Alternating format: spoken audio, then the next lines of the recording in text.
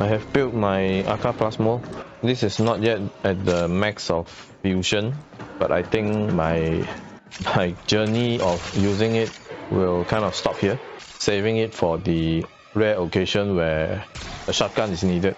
And the only occasion I can think of is Holokeys.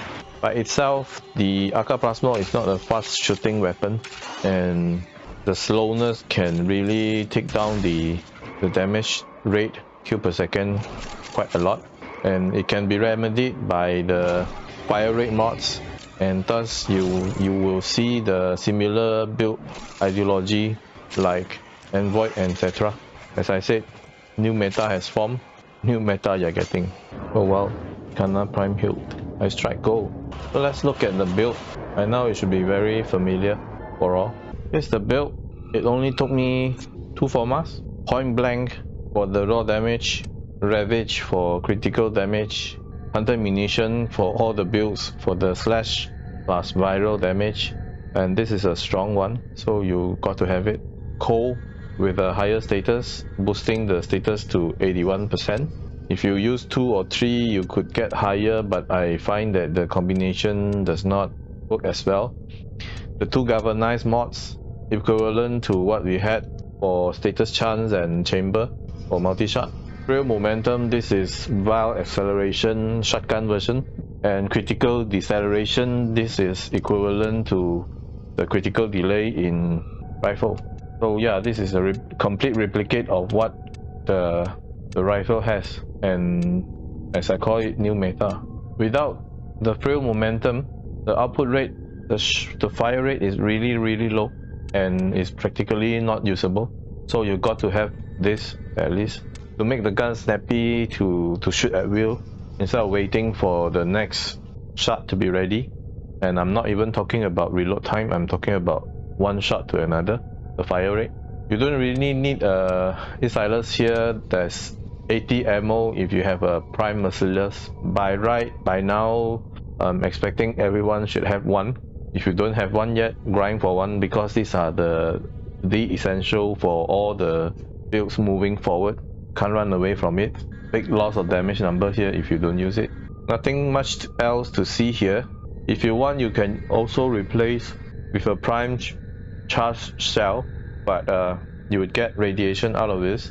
And to be frank, I don't prefer radiation because of the lack of faction damage incentive for it. So viral it is, and this is a toxin based Arca Plasmor, so I only need to add coal to it. Toxin, coal. I filled in like 3 to 4, now sitting at 40+%, and I don't intend to grind further. Doesn't show here anymore. I don't think it mattered that much. So yeah, that's that. I've also gotten myself a Livia, which is a dual hand Nikana. This is yet another one that I will build and not using it any further. Not because of the damage number, but because of the clunkiness of the stuns. And here's the build. Again, you will see a repeat of build meta.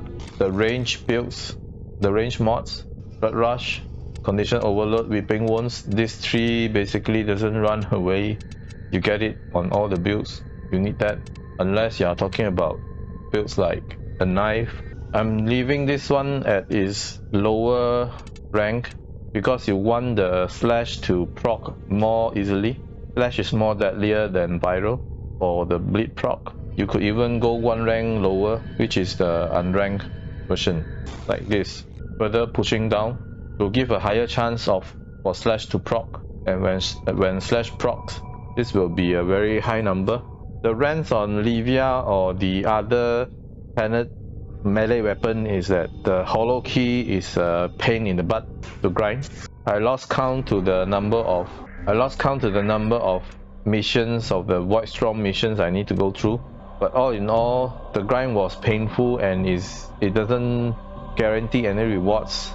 CE quoted some 30-something%, but you could be wasting your time grinding it again and again. And for Veil Proxima, you will get 6 Holokey. For the remaining lower ranking missions like this, you will get less. Was it 3 or 4? In the dev workshop, they promised to bump it up to 10, but they did not promise to remove the RNG out of the Holokey rewards.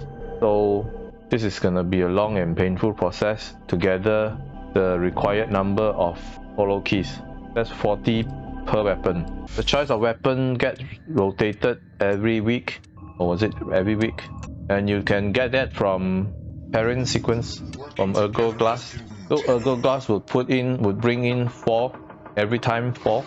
Is this for a week or not? I don't know. I didn't bother to check, and the reason I didn't bother to check is that Holokey is so hard to get. There's no point of getting the one that you wanted, but you can't get it unless you go through the hard grind and beg for mercy from RNGs. So Machete, no one bothers.